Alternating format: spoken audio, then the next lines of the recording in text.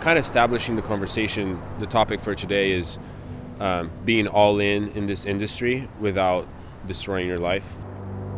We've been in it for a little bit now that we can kind of realize that it's really easy to completely wreck yourself as a filmmaker. I mean, you go on bigger sets and you talk with people who have been in it for a long time, and you find people who There's love an this. image. There's an image to that person that you're describing. Yeah. Totally. There's the person who loves it, and there's the many people who just absolutely hate it. Yeah. And they regret it, and they paint a horrendous picture of what it's like to make a career in this. And so I feel like it's that's something a crazy that... thought. Right. And I think this is something that needs to be talked about, because we want to be in this for the long haul. And I want, when I'm 50 years old, I want to be able to look to a 25-year-old and be like, hey, this is worth it. Yeah, twice our age right now. What do we hope to be saying? Which we have those people in our lives. We do. We've been very fortunate to, but I would like to also mention to the hustle point that I think there's a level of comfort that we want to achieve with our families that requires the sacrifice right now of hours and time. And I have this conversation all the time, transparently, with Emma of, hey, when is enough enough? Like when is, you're always, as a creative, we're always chasing the next deeper story, the next amazing message, the next this, the next that. Is there a contentment that we can feel at some point after a certain project? And my answer is no, because I always want to explore. I feel like it's part of my growth. I feel like it's where God's leading me. So the hustle, to me, is so critical in these ages to afford what that becomes. And I think the people in their 50s, like we talked about, twice our age, are the ones who have told us, you got to grind a little bit to get what you want in this business, because it's so subjective, because there's a lot of money in this business, but the kind of stories that we want to tell often don't lend to that. We want to tell these underserved stories and all these things that we want to do, you know?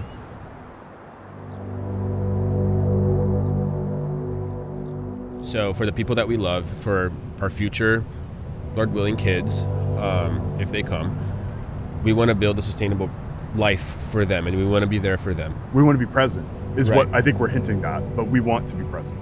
But I think you hinted Hard. at something really good now of, like, on a work standpoint, we want to have a sustainable career so we can keep making and telling stories the best way that we can. And I mean, if you're married, you know for a fact, like, your spouse knows your best self, and your spouse knows your worst self. And your spouse knows what gets you to your best self. Yeah, and worst. And worst self, totally.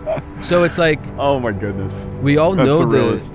the people who are close to us and ourselves. We know what brings us to our worst selves. And when you're 50 years old and you have the network and you have the capital and all those things that come with longevity in a career, you have the experience, you don't want to hinder the stories that you can tell because you didn't take care of yourself in your 20s. And on top of that, a conversation that me and Emma have a lot is the grind conversation is hard, because it's true.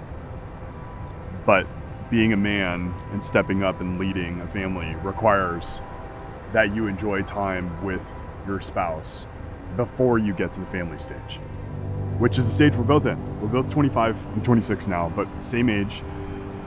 We've both been married 4 years coming up. And that, to me, that's, your point is exactly right. That's the thing I've been noticing now, where I need to own the responsibility of not just saying, hey, when we're 40, when we're 50, we're going to take time and we're going to go on a vacation.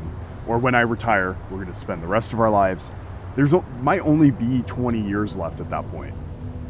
So the grind hustle nature is great, but it's also has that negative, connotation that's like, but you're going to miss this time.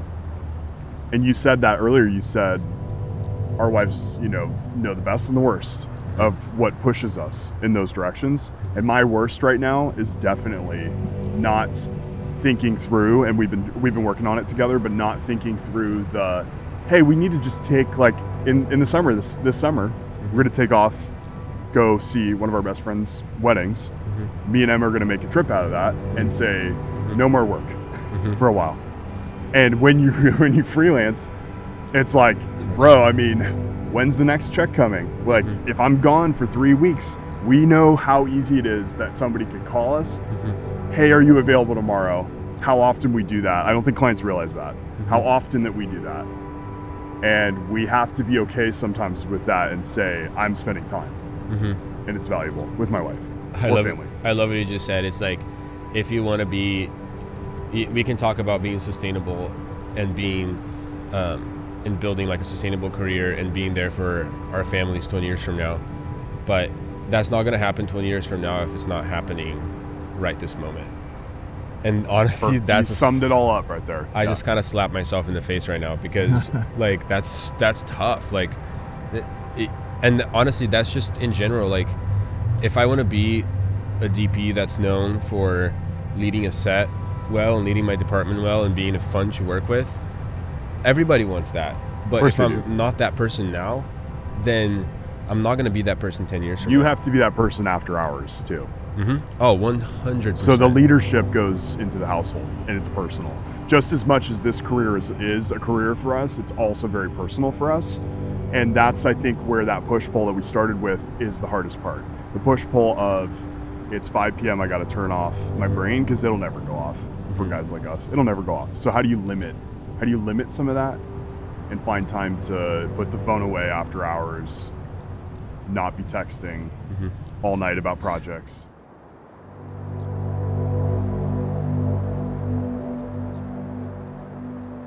At the end of the day, we're not filmmakers. We didn't come out of the womb filmmakers. No. We didn't sign It's a discipline. It is. We didn't sign our wedding license as Evan Rogers filmmaker or Lucas Cardoso filmmaker. We signed it as our names, and we signed it as husbands. When we go to church, we're children of God. When we go, and we're it all the time, but our identity. We forget that sometimes. Yeah, we do. Our identity is rooted in things that are so much deeper than filmmaking, and I think that's like the real balance that you have is when you realize that filmmaking is this thing that I love and that I was given the privilege of doing for the benefit of society. Then it's like, great, that's amazing, but that's not who I am at my core. Right. That's what I do. Yeah. Even though sometimes it's so encompassing, you do feel like it is you. Well, and I think we were also fed. It's expression. It's hard. And here's the thing, movies about Hollywood producers, movies about like actors. There's a lot of those, and it always paints their lives as a complete wreck, and it paints this picture that like to be a successful filmmaker, you need to completely wreck your personal life. Well, there's also a huge portion of the industry that have super healthy lives and that are super successful. Like if you see a red carpet, how many of those people are pulling up with their wives? And honestly, it's really bad of us to assume that they all have bad marriages and to just judge them because they're or it's like the and first rich. Time they've seen each other for weeks. Exactly. Yeah. There's people out there who are telling good stories and who are making amazing films and commercials and everything who do have their personal lives balanced out. It's a lot easier to show the ones who don't. I think we got to stop looking outside of ourselves so much and just focus on what's right in front of us at the day that we were given. And we can't do much more than that, because if I try to have, if I'm like, well, I got to have a wrecked life because I don't know, Francis Ford Coppola didn't have like, or whatever, or because like, I don't know, Bob Evans, producer at Paramount, had 3 marriages. Like those are them. They're them. Like, your life is not their life, and there's a lot of people in this industry who did just fine and enjoy their families greatly. So